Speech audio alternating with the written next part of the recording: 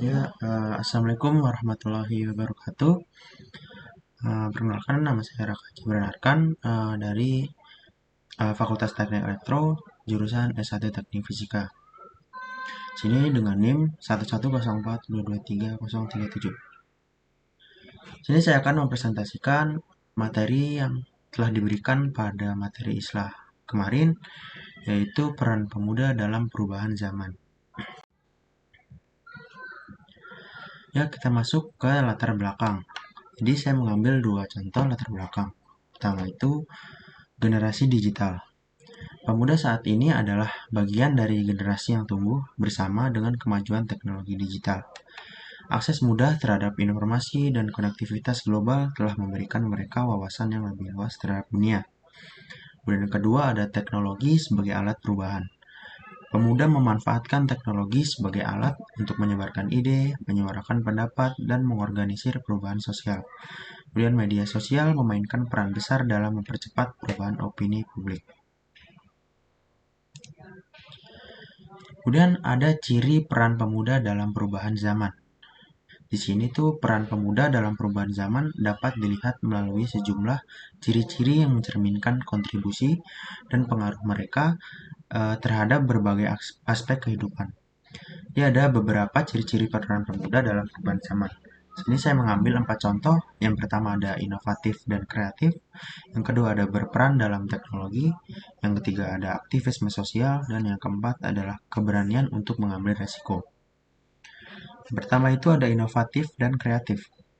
Pemuda seringkali memiliki pandangan segar dan ide-ide inovatif yang dapat membawa perubahan positif. Kemudian, kemampuan untuk berpikir kreatif dan menciptakan solusi baru adalah ciri penting peran mereka. Yang kedua ada berperan dalam teknologi.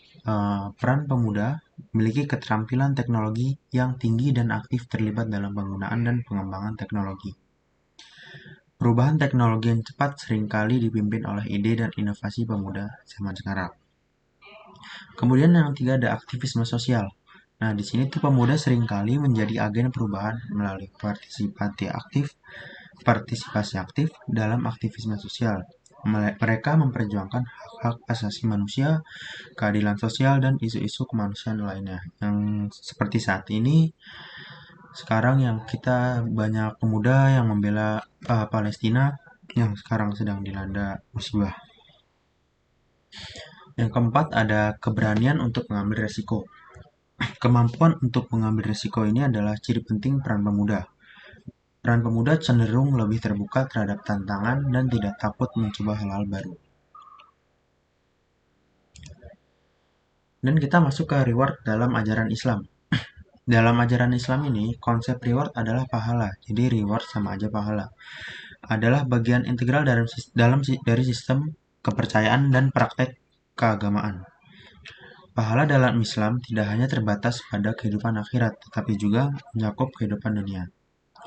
Berikut adalah beberapa konsep reward dalam ajaran Islam. Saya mengambil 3 contoh. Pertama itu adalah pahala akhirat. Pahala akhirat ini adalah pahala atau reward dalam Islam, umumnya dikaitkan dengan kehidupan akhirat. Kedua, ada pahala tersebut diberikan kepada individu yang menjalankan perintah Allah, menjauhi larangannya, dan berbuat baik selama hidupnya. Yang kedua ada pahala dalam kehidupan dunia. Islam mengajarkan bahwa tindakan baik yang dilakukan di dunia ini juga akan mendatangkan pahala, bahkan sebelum akhirat. Misalnya melakukan amal kebajikan, bersedekah, berbuat adil, dan berbuat baik kepada sesama di dunia ini, dianggap sebagai perbuatan yang akan mendatangkan pahala. Yang ketiga ada pahala untuk ibadah dan ketaatan.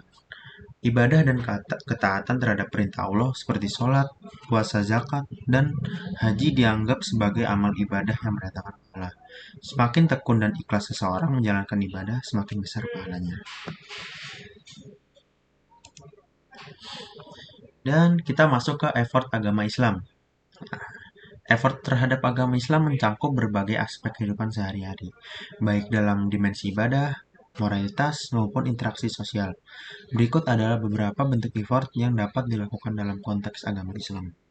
Yang pertama itu ada ibadah yang konsisten, melaksanakan ibadah 5 waktu, sholat dengan konsisten, melaksanakan ibadah-ibadah lainnya seperti puasa, zakat, dan kemudian haji sesuai dengan kemampuan dan kesempatan.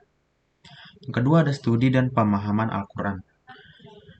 Mengalokasikan waktu untuk membaca, memahami, dan merenungkan ayat-ayat Al-Quran. Kemudian mengikuti kajian dan diskusi keagamaan untuk mendalami pemahaman Islam. Yang ketiga ada mempraktekkan ajaran moral Islam, yaitu mengamalkan nilai-nilai moral dan etika Islam dalam kehidupan sehari-hari, seperti jujur, adil, dan kasih sayang.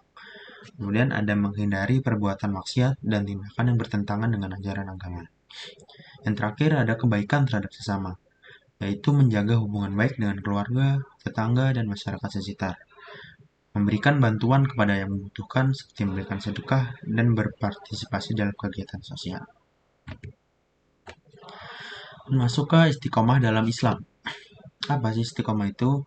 Istiqomah dalam konteks Islam merujuk pada konsistensi dan keteguhan hati dalam melaksanakan perintah Allah dan meninggalkan larangannya.